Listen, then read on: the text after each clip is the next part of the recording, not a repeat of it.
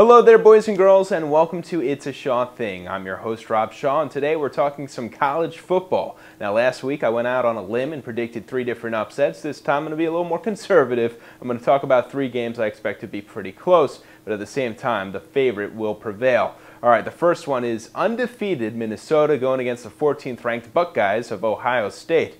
Now, it's amazing. Minnesota is 4-0, most recently knocking off FAU with a 37-3 thumper, and then they also knocked off Bowling Green in their only road game 42-17. As far as Ohio State, they come in pretty hot themselves with a 28-10 win over Troy. The most impressive part of that game was 4 touchdowns thrown by Terrell Pryor. The one issue for them was entering the 4th quarter. They were only winning 14-10, so it was a close game throughout. All right, so what's going to happen in this one? Well, Beanie Wells does return for Ohio State. That is a big factor. The running game should improve, although he might be a little rusty, so watch for that. Last year, history was certainly on the side of Ohio State. They won 30-7. I do suspect they'll win again, but I'm telling you, this Minnesota team is pretty good. They're going to make it a tough one for Ohio State, which so far hasn't been all that impressive. All right, next up, how about the 13th ranked USF Bulls going against NC State at NC State? Yeah, you might have heard of NC State in the news recently. They knocked off 15th ranked and undefeated East Carolina at NC State.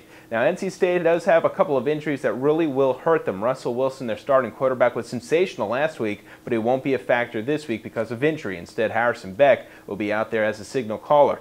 Also, it looks like Nate Irving's not going to be out there. He's their star linebacker, probably the best player on their defense. Those are 2 big gaping holes. As far as USF, they've really struggled this season when it comes to road games. In fact, they actually went down in the ratings this past week when they won 17-9 against FIU. They also barely got by Central Florida, needing Matt Grothe to throw a big touchdown to Torres Johnson in overtime to take care of UCF. So this weekend, I do expect it to be close. Really, the difference maker will be Grothe. If he has a big day, it should be easy. Otherwise, they're going to have to really work to knock off NC State. All right, next up, Bama versus Georgia. Number 8 Bama versus number 3 Georgia. Now, this is the epitome of why people argue that Georgia will not win the national championship. They have to face a litany of top 10 teams this season. Alabama just one of them. It's no piece of cake going through the SEC, and this is the best example of why Alabama was sensational this past weekend. They not only took care of Arkansas, they humiliated that team by a final of 49-14. And by the way, folks, that was at Arkansas. As far as the Georgia Dogs, they're supposed to have their first true test this past weekend when they knocked off Arizona State, but Arizona State hasn't been impressive, though they did win that one 27-10, and they also knocked off South Carolina. So the Georgia Dogs are a very good team, but here's a statistic that really resonates in my opinion. 237 rushing yards on average by Alabama. Now, on the other hand, Georgia's defense only allows 46 rushing yards per game.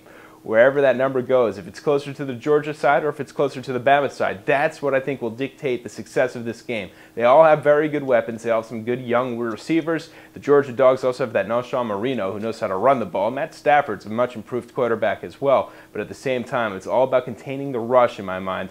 This is going to be an interesting one. It will be close. Well, my friends, that's all for now for It's a Shaw Thing. I'll see you right back here tomorrow talking fantasy football at opensports.com. So you think you can tackle a pro? There's only one way to find out. Click on fantasy at opensports.com.